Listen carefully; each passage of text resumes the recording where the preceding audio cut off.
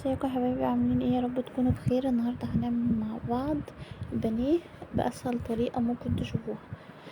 دلوقتي احنا جايبين معانا صدر فرخه زي ما انتوا شايفين كده، شايفين؟ حلو قوي. احنا هنقطعه مع بعض ونعمله مع بعض بانيه باسهل طريقه. زي ما انتوا شايفين كده انا قطعته هنا شرايح بانيه زي ما انتوا شايفين كده. بصوا، ده صدر واحد فرخه عمل لنا كميه قد ايه. زي ما انتوا شايفين يا حبايبي، هنبدأ بقى ان احنا نجهز التتبيلة ونتبله. هنحط بيضة، هنا هنكون بشرين البصلة ونحط معاها بيضة وفلفل اسمر وبهارات فراخ وشوية ملح، بس كده. هنا بنحط البيضة اهي زي ما انتوا شايفين مع البصلة والبهارات. بعد كده بننزل بالفراخ ونتبلها كويس قوي مع بعضها. هنا نص معلقة فلفل اسمر،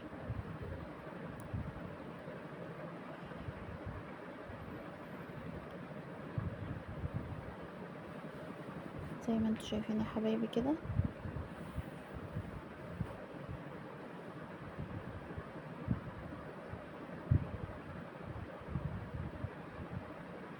شايفين البانيه، الصدر الواحد عامل معانا قد ايه؟ عامل معانا كمية كبيرة جدا.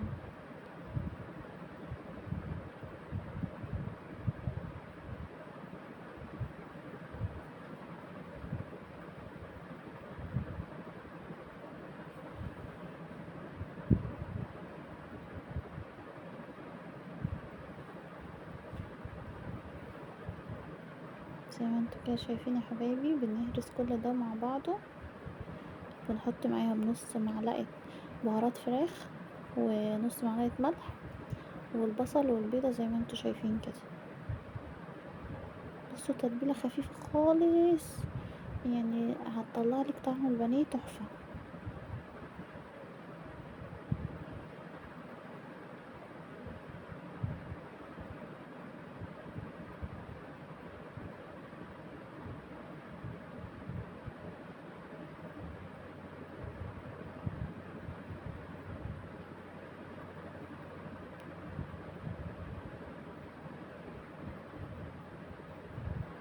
هنسيبها بقى في التتبيلة ديت. لو انتي مثلا هتعملي البانيه بكرة ممكن تتبليها من بالليل.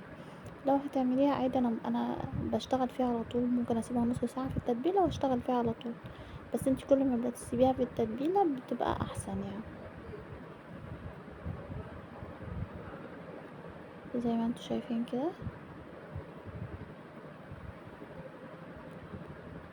شايفين شكل الفراخ نضيفة قوي وشكلها جميل خالص. زي ما انتوا شايفين يا حبايبي، شايفين هنا التتبيلة اهي بالفراخ. شايفين يا حبايبي؟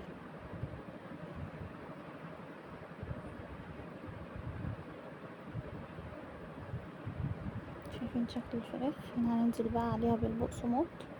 احنا من التتبيلة على البقسماط على طول، ولا كفر هيفك منك ولا اي حاجة، وهتاكلي احلى بانيه كلتيه في حياتك، وسهل وسريع بطريقة.